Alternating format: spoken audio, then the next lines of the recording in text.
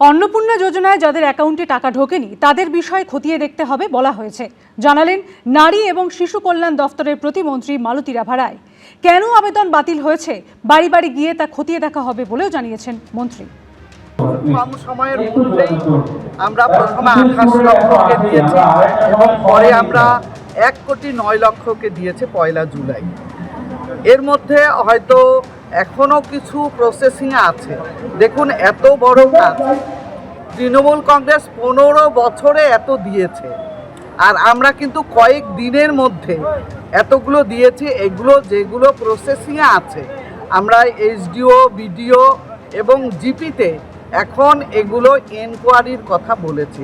কাদের reject হলো, কি রিজনে তাদের রিজেক্ট হলো, সেই নিয়ে আমাদের কালকে একটা ভিসি হয়েছে চিফ সেক্রেটারির সঙ্গে। তারা এখন প্রতি বাড়ি বাড়ি যাদের দেওয়া হয়েছে, এক একটা ডিস্ট্রিক্ট এক একজনকে দায়িত্ব দিয়েছে যে যাদের রিজেক্ট হলো তাদের বাড়ি বাড়ি গিয়ে এনকোয়ারি করবে। কাদের হাতে থাকবে তৃণমূলের রাশ জোড়া ফুলের প্রতীক? আজ দিল্লিতে জাতীয় নির্বাচন কমিশনে নিজেদের বক্তব্য তুলে ধরতে যাচ্ছে কালীঘাট তৃণমূল এবং ঋতব্রত তৃণমূল। আজ বিকেল 5টায় শেষ হচ্ছে কমিশনের দেওয়া সময়সীমা, আর তার আগে এ নিয়ে দুপক্ষের চাপানুতোর চরমে উঠেছে। যদি সিম্বল দিয়েও দেয় তাতে কি যায় আসে? মানে এই যে বারবার মুখ পুড়ছে, এটা ভালো নয়। ভোটে ভরাডুবির পরে ভেঙে খান খান হয়ে গেছে তৃণমূল। এদিকে বিধানসভায় পাল্লা ভারী ঋতব্রত তৃণমূলের, অন্যদিকে লোকসভাতেও চুরমার তৃণমূল। দলের রাশ কার্যত মমতা বন্দ্যোপাধ্যায়ের হাতছাড়া হয়েছে। একে একে তার পাশ থেকে সরে যাচ্ছেন একদা ছায়া সঙ্গীরা, যার নবতম সংযোজন বিগত তৃণমূল সরকারের মন্ত্রিসভার গুরুত্বপূর্ণ সদস্য ও দীর্ঘদিনের সঙ্গী চন্দ্রিমা ভট্টাচার্য।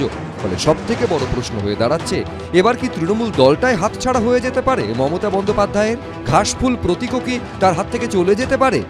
নির্বাচন কমিশনের কাছে কমপ্লেন করিয়ে আপনি সিম্বল কেড়ে নিতে পারেন, যদিও আমরা জানি সিম্বল আপনার পক্ষে যাবে না। কিন্তু ধরে নিলাম যদি ভ্যানিশ কুমার বাবু আমাদের পার্টিকে ফিনিশ করার জন্য ইলেকশনটাও করেছেন, যদি সিম্বল দিয়েও দেয় তাতে কি যায় আসে?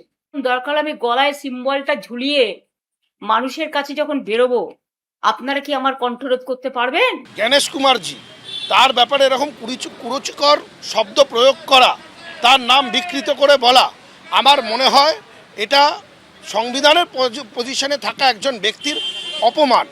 এই প্রেক্ষাপটে সোমবার দিল্লিতে নির্বাচন কমিশনের মুখোমুখি হতে চলেছে তৃণমূলের বিবদমান দুই গোষ্ঠী, কালীঘাট তৃণমূল ও ঋতব্রত তৃণমূল।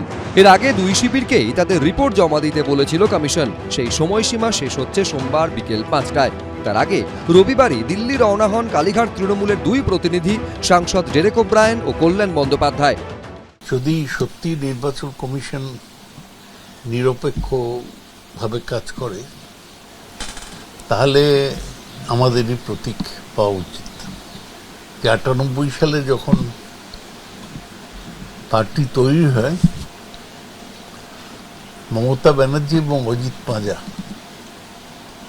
এরা দুজন সই করেছে। যারা বিক্ষুব্ধ গোষ্ঠী তারা হয়তো এতে ছিলেনই না, তৃণমূলের ছিলেন না, শুধু এরা কি করে দাবি করতে পারে? প্রশ্ন হচ্ছে, তৃণমূল কংগ্রেস বলতে মানুষ মমতা ব্যানার্জিকেই বোঝে। ইতিমধ্যেই 2রা জুলাই দিল্লিতে মুখ্য নির্বাচন কমিশনার গণেশ কুমারের নেতৃত্বাধীন জাতীয় নির্বাচন কমিশনের ফুল বেঞ্চের সঙ্গে দেখা করে সংখ্যাগরিষ্ঠতার দাবি জানিয়ে এসেছেন ঋতব্রত বন্দ্যোপাধ্যায়রা। তাদের শিবিরের দাবি, সোমবার নির্দিষ্ট সময়ের মধ্যে তাদের বক্তব্য কোনো ব্যক্তি বা ইমেল করে নির্বাচন কমিশনকে জানিয়ে দেওয়া হবে। কালীঘাট কেন, ক্যালিফোর্নিয়া বলতে পারে তারা আসল তৃণমূল। এটা কালীঘাটও ঠিক করবে না, ক্যালিফোর্নিয়াও ঠিক করবে না, নির্বাচন কমিশন ঠিক করবে না। এটা ম্যান্ডেটরি প্রসেস, এটাই নিয়ম যে আপনাকে কোনো একটা সেশন হলে, কনফারেন্স হলে ইলেকশন কমিশনকে জানাতে হবে। এখন আপনি সেটা সোশ্যাল মিডিয়ায় জানালে হয় না। এই প্রতীক নিয়ে এটা লড়াই নয়, এই লড়াইটা হচ্ছে 11টা অ্যাকাউন্টে যে 1000 কোটি টাকা আছে, যেটা মানুষের টাকা, কাটমানির টাকা, মানুষের থেকে ছিনিয়ে নেওয়া টাকা, সেই টাকাটার উপর দখলদারির লড়াই। এই লড়াইয়ে কে সিম্বল পাবে কে সিম্বল পাবে না, এ নিয়ে বিজেপির কোনো উৎসাহ নেই। তবে দেখবেন ভবিষ্যতে ইভিএম বক্সে ওই জোড়াফুল সিম্বলটাই আর খুঁজে পাওয়া যাবে না। আসল তৃণমূল কারা? কালীঘাট তৃণমূল না ঋতব্রত তৃণমূল? বল এখন নির্বাচন কমিশনের কোর্টে। বিজেন্দ্র সিংহ, কৃষ্ণেন্দু অধিকারী, এবিপি আনন্দ। 21শে জুলাইয়ে শহীদদের ন্যায় বিচারের প্রতিশ্রুতি দিয়ে ক্ষমতায় এলেও বিচার দিতে ব্যর্থ হয়েছে পূর্বতন সরকার। এমনই অভিযোগে মুখ্যমন্ত্রী শুভেন্দু অধিকারীকে চিঠি দিলেন বারাসাতের সাংসদ এবং মমতা বন্দ্যোপাধ্যায়ের দীর্ঘদিনের সঙ্গী কাকলি ঘোষ দস্তিদার। মামলাটি ফের শুরু করার আবেদন করেছেন তিনি। আর অন্যদিকে তৃণমূলের সমস্ত পদ থেকে ইস্তফা দিয়ে বাজেট নিয়ে চাঞ্চল্যকর অভিযোগ তুলেছিলেন রাজ্যের প্রাক্তন মন্ত্রী চন্দ্রিমা ভট্টাচার্য। 21শে জুলাই হবে শহীদ স্মরণে, রিকশায় দাঁড়িয়ে প্রোগ্রাম হলেও প্রোগ্রাম আমাদের হবে। 21শে জুলাই তৃণমূলের শহীদ দিবস। 1998 সালে প্রতিষ্ঠার পর থেকেই তৃণমূলের সবচেয়ে বড় রাজনৈতিক কর্মসূচি। ফি বছর এই 21শে জুলাইয়ের কর্মসূচি থেকেই কর্মী সমর্থকদের আগামীর দিশা দেখান নেত্রী। ভোটে ভরাডুবির পর তৃণমূল যখন ভেঙে খান খান হয়ে গেছে, তারপরও যে 21শে জুলাইয়ের কর্মসূচি করতে মরিয়া মমতা বন্দ্যোপাধ্যায়, এবার সেই 21শে জুলাই নিয়েই মমতা বন্দ্যোপাধ্যায়কে অস্বস্তিতে ফেললেন তাঁরই এক সময়ের ছায়াসঙ্গী কাকলি ঘোষ দস্তিদার। 1993 সালের 21শে জুলাই নিহতদের পরিবারের ন্যায় বিচারের দাবি জানিয়ে মুখ্যমন্ত্রী শুভেন্দু অধিকারীকে চিঠি দিয়েছেন বারাসাতের সাংসদ, যিনি ইতিমধ্যেই তৃণমূল ছেড়ে এনসিপিআই এর সঙ্গে মিশে গেছেন। নিহতদের পরিবারের ন্যায় বিচার নিয়ে মমতা বন্দ্যোপাধ্যায়ের সরকারের ব্যর্থতা ও যোগসাজশের অভিযোগও তুলে কাকলি ঘোষ দস্তিদার লিখেছেন, 21শে জুলাইয়ের শহীদ দিবসের ন্যায় বিচারের প্রতিশ্রুতি দিয়ে 2011 সালে ক্ষমতায় আসা সত্ত্বেও তৃণমূল কংগ্রেসের সরকার তৎকালীন মন্ত্রী, আমলা এবং পুলিশ কর্তাদের বিচার করতে ব্যর্থ হয়েছে। চ্যাটার্জি কমিশন যৌথ ও সম্মিলিত দায়বদ্ধতার ভিত্তিতে ব্যবস্থা নেওয়ার সুপারিশ করেছিল।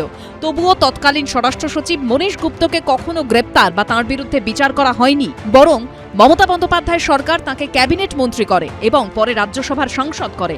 জ্যোতি বসুর আমলের একজন গুরুত্বপূর্ণ কর্তার এই পদোন্নতি, যোগসাজশ এবং দোষীদের সুরক্ষার গুরুতর প্রশ্ন তুলে দেয়।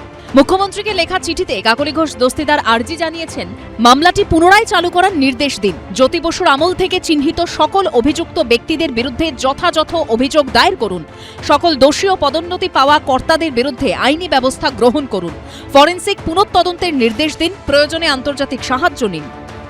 1993-তে যখন ওই 21শে জুলাইয়ের ঘটনা ঘটে, আমার যতদূর মনে পড়ে কাকলি কোথাও ছিল না। কাকলি প্রথম সামনে এসছে 1996 সালে নির্বাচনে দাঁড়িয়ে বুদ্ধদেব বাবুর বিরুদ্ধে। মমতাই মনোনয়ন দিয়ে হেরে গিয়েছিল। তারপর থেকে তিনি পরপর হেরেছেন। ও হঠাৎ চিন্তিত হয়ে পড়েছে, এটা আমার ভালো লাগছে, কিন্তু এদের সিরিয়াসলি নেওয়া যায় না। গুলি চালানোর আদেশ যে পুলিশ কর্তা দেন, ঠিক 11 সালে তিনিই আবার বুদ্ধদেব ভট্টাচার্যের এগেনস্টে দাঁড়িয়ে মন্ত্রীও হয়ে যান তৃণমূলের হয়ে। তো স্বাভাবিকভাবে তার বিরুদ্ধে কোনো অ্যাকশন হয়নি। মন্ত্রী হয়ে গেলে তিনি অ্যাকশন আর কীভাবে? এবার সেই সময় কাকলি ঘোষ দস্তিদার সেই সময় সেটাকে এনজয় করেছেন, নানা রকম সুযোগ সুবিধা নিয়েছেন। এখন তার হঠাৎ করে যাত্রার বিবেকের মতো হঠাৎ করে ঘুম ভেঙে উঠে উনি বিবেকের ওরা পাঠে অভিনয় করতে গেছেন। বাংলার মানুষ কি বোঝে না, না বাংলার মানুষকে এরা বোকা মনে করেন, আমি বুঝতে পারছি না। এদিকে শনিবার কালীঘাটের কক্ষচ্যুত হয়েছেন চন্দ্রিমা ভট্টাচার্য। তৃণমূলের সব পদ থেকে ইস্তফা দিয়ে কয়েক ঘন্টার মধ্যেই পৌঁছে যান বিরোধী ঋতব্রত তৃণমূল শিবিরে।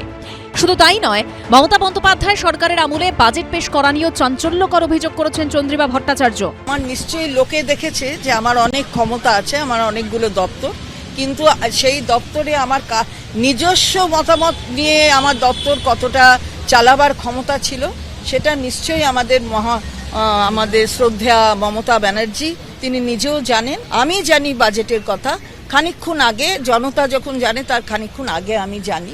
উনি এমন লোক যিনি এই ধরনের অবস্থা হওয়া সত্ত্বেও কোনোদিন আপত্তি করেন।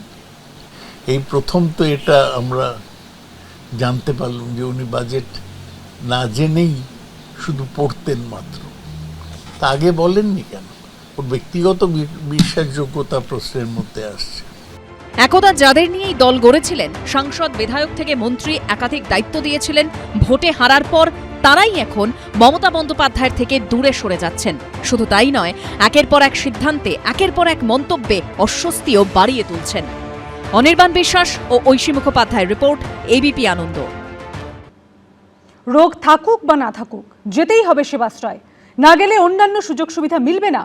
কেটে দেওয়া হবে জল, বিদ্যুতের লাইন। হুঁশিয়ারি দিয়েছিল জাহাঙ্গীর খানের সাঙ্গপাঙ্গরা। অভিষেক বন্দ্যোপাধ্যায়ের সেবাশ্রয় নিয়ে এমনই চাঞ্চল্যকর অভিযোগ করলেন শিবিরে যাওয়া এলাকার বাসিন্দারা। শুক্রবার এফআইআর দায়ের হয়েছে ডায়মন্ড হারবার থানায়। শনিবার স্বাস্থ্য দপ্তর জানিয়েছে সেবাশ্রয় নিয়ে তদন্তে নামছে তারাও। আর রবিবার বিষ্ণুপুর থানায় রুজু হলো আরও একটি এফআইআর। সব মিলিয়ে জোড়া এফআইআর এর পাশাপাশি স্বাস্থ্য দপ্তরের আতশ কাচের নিচে সেবাশ্রয়। আরও বিপাকে অভিষেক বন্দ্যোপাধ্যায়। রোগ না হলেও প্রত্যেকে যেতেই হবে ক্যাম্পে, ও জোর জুলুম, ও যেতেই হবে। চোখ দেখাতে গিয়েছিলাম, তো ওই চশমা পাইনি। গিয়েছি, বলেছে হ্যাঁ তোমার ঘরে পৌঁছে যাবে, কিন্তু আসেনি। কারুর মাথার যন্ত্রণার চিকিৎসা করিয়ে বেড়েছে মাথা ঘোরা, কারুর ওষুধ খেয়ে উপশমের বদলে হয়েছে উল্টো ফল। কিন্তু কেউই এতদিন মুখ খুলতে পারেননি। অভিষেক বন্দ্যোপাধ্যায় সেবাশ্রয় ক্যাম্প নিয়ে বিজেপি নেতা অভিজিৎ দাস ওরফে ববি পুলিশে অভিযোগ দায়ের করার পরই মুখ খুলতে শুরু করেছেন স্থানীয় বাসিন্দারা। রোগ থাকুক বা না থাকুক, ক্যাম্পে ডাক্তার দেখাতেই হবে। সেবাশ্রয় ঘিরে এলাকায় কার্যত এরকমই হুঁশিয়ারি দিয়েছিল জাহাঙ্গীর বাহিনী। চাঞ্চল্যকর দাবি করেছেন হরিণডাঙ্গা এলাকার বাসিন্দা শ্যামল হালদার। না করলে হয়তো বাড়ি ছাড়ার হুমকি, অন্য অন্য সুযোগ সুবিধার হুমকি, এরম মানে হুমকি দিত, যেতেই হবে, না তো মারধর, ও জোর জুলুম, ও যেতেই হবে। এটা ওই স্থানীয় তৃণমূল নেতারাই বলতো আর কি। এবারে ওই জাহাঙ্গীর খানের নির্দেশে রেশন বন্ধ করে দেবে, ইলেকট্রিক কেটে দেবে, জল বন্ধ করে দেবে, টাইম কলের জল বন্ধ করে দেবে, এইসব মারধর হবে। মারধর অনেকের হতো। শুধু তাই নয়, অভিযোগ উঠেছে সেবাশ্রয় ক্যাম্পে মোবাইল ফোন দেখে করা হচ্ছিল রোগীর চিকিৎসা। ফলতার বাসিন্দা মঞ্জু মাকাল বুক ধরফর করার সমস্যা নিয়ে গিয়েছিলেন সেবাশ্রয়ে। মহিলার দাবি, শিবিরে গিয়ে বলতেই মোবাইল ফোন দেখে দেখে 6-7 পাতার প্রেসক্রিপশন লিখে দিলেন চিকিৎসক। ফোন দেখে দেখে তখন লিখে দিল, একবার লিখছে, আবার একবার ফোন দেখছে, আবার একবার লিখছে, আবার একবার ফোন দেখছে। মানে ফোনে মানে ডাক্তারের যেগুলো মানে ওষুধ দিচ্ছে, ও তো সে একটা বাচ্চা মতো ছেলে, তো সে মানে যেগুলো ফোন দেখে দেখে ওই ওষুধগুলো লিখে দিল। ফলতার হরিণডাঙ্গার বাসিন্দা অঞ্জলি শিকদার স্বামী নয়ন্ত শিকদার প্রথমে সেবাশ্রয় শিবিরে চোখ দেখিয়েছিলেন মহিলা।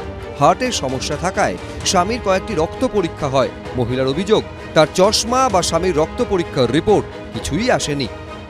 আমার চোখের জন্য এসেছিলাম, তা আমার চোখ দেখে বলেছিল চশমা দেবো। সেকেন্ডবারে আমি আর আসিনি, কারণ দেয়নি তো কাউকে, শুনেছি আশেপাশে। আর আমি স্বামী এসেছিল ইসিজি করতে, ওনার ইসিজি রিপোর্টটা দিয়েছিলেন, কিন্তু ব্লাড পরীক্ষা হয়েছিল, ব্লাডের রিপোর্ট দেননি। শুধু স্থানীয় বাসিন্দারাই নন, অভিযোগ করেছে জেলার নার্সিংহোম ওনার্স অ্যাসোসিয়েশনও। অ্যাসোসিয়েশনের সভাপতির দাবি, লাইসেন্স আটকে যাওয়ার ভয়ে হাসপাতাল খালি করে ক্যাম্পে দিতে হয়েছিল বেড থেকে চিকিৎসা সরঞ্জাম। আমার হসপিটালে 300 বেড ছিল, তখন আমার হাসপাতাল খালি করেও ওখানে দিতে হয়েছে। হ্যাঁ, ইকুইপমেন্টস তো আমি দিয়েছি, এগুলো আমি সব রিটার্ন পাইনি। তখন ফার্স্ট পেজেতেই প্রায় আমার 113টার মতো বেড পাইনি। না দিলে আমার হসপিটাল চাপ পাবে, বা আমার নার্সিং ইনস্টিটিউশনের লাইসেন্স পরের বছর আটকে দেবে। যেটুকু আমরা এখনো পর্যন্ত জানতে পেরেছি, সেটা সত্যি সত্যি এখনো পর্যন্ত হিমশৈলের চূড়া মাত্র। এই সেবাশ্রয় নিয়ে যা যা হয়েছে আমাদের কাছে সেই সময় থেকে, প্রথম থেকেই আমাদের সংগঠন association of health service doctors Paschimbanga আপত্তি করেছিল। Ultrasonography machine, X ray machine সরকারি হাসপাতাল থেকে বা বেসরকারি হাসপাতাল থেকে অন্য কোথাও নিয়ে যাওয়া যায় নাকি? এটা তো অন্যায়, এটা তো বেআইনি। অভিষেক বন্দ্যোপাধ্যায় সেবাশ্রয় নিয়ে নিয়োগ দুর্নীতিরও অভিযোগ করেছে বিজেপি। সেবাশ্রয়কে তো এখন দুরাশ্রয় মনে হচ্ছে। হোমিওপ্যাথি ডাক্তারও না, ছাত্র যারা, তাদেরকে নিয়ে এসে চিকিৎসা করানো হয়েছে এলোপ্যাথি ডাক্তার বলে। তার সাথে বলা হয়েছে যে সমস্ত ছাত্ররা, ডাক্তারি ছাত্র পড়ুয়ারা এই সেবাশ্রয় বা দুরাশ্রয়ে অংশগ্রহণ করবেন, তাদের পরীক্ষাতে ভালো মার্কস পাওয়া যাবে এবং সরকারিও চাকরি নাকি তারা পাবে, যে এর তদন্ত হওয়া উচিত। যাইও না কোনোদিন সেবাশ্রয় শিবিরে, সত্যি কিনা, তবে অভিষেকের প্রচেষ্টাটা তো ভালো ছিল যে উনি মানুষকে সেবা দিতে চেয়েছিলেন। এখন সেখানে কি হয়েছে সে ব্যাপারে আমার কোনো তথ্য জানা নেই। সাধারণ মানুষকে চিকিৎসা পরিষেবা দেওয়ার কথা বলে শুরু হয়েছিল যে সেবাশ্রয়, সেই স্বাস্থ্য শিবিরকে কেন্দ্র করে বিতর্ক এখন তুঙ্গে। সন্দীপ সরকার, গৌতম মণ্ডল, সৌমিত্র রায়, এবিপি আনন্দ। মালদায় বন্দুক হাতে তৃণমূল নেতার ছবি ভাইরাল। তৃণমূল নেতাকে গ্রেপ্তার করে অস্ত্র আইনে মামলা রুজু করল পুলিশ। আর হুগলিতে তোলাবাজির অভিযোগে গ্রেপ্তার করা হলো তৃণমূলের প্রাক্তন জেলা পরিষদ সদস্যকে। দু হাতে দুটো বন্দুক, সামনের দিকে তাক করে এগিয়ে যাচ্ছেন তৃণমূল নেতা, পিছনে সবুজ আবির মেখে চলছে উল্লাস। বন্দুক হাতে তৃণমূল নেতার এই ছবি ভাইরাল হয়েছে মালদায়। ইনি হলেন জামশেদ আলী। তিনি রতুয়ার চাঁদমনি 1 নম্বর গ্রাম পঞ্চায়েতের তৃণমূল সদস্য। তার এই ছবি সোশ্যাল মিডিয়ায় ভাইরাল হতেই তাকে গ্রেপ্তার করল পুলিশ। চাঁচলের এসডিপিও সোমনাথ সাহা জানিয়েছেন, ছবিটি পুরনো। অভিযুক্তের বিরুদ্ধে অস্ত্র আইনে রুজু হয়েছে মামলা। বেআইনি কাজকে করলে তো পুলিশ তার বিরুদ্ধে ব্যবস্থা গ্রহণ করবে। এদিকে বন্দুক হাতে ছবি ভাইরাল হয়েছে মালদারি এক তৃণমূল ছাত্র পরিষদ নেতার। সোশ্যাল মিডিয়ায় ছবি ভাইরাল হতেই শেখ রিয়াজুলের বিরুদ্ধে অস্ত্র আইনে মামলা রুজু হয়েছে। শেখ রিয়াজুল মালদার শামসি কলেজের তৃণমূল ছাত্র পরিষদের ইউনিট প্রেসিডেন্ট। শুধু এদের অ্যারেস্ট করলেই চলবে না, এই অস্ত্র যাদের হাতে আছে তাদের পেছনে কারা রয়েছে তাদেরকে শনাক্ত করতে হবে।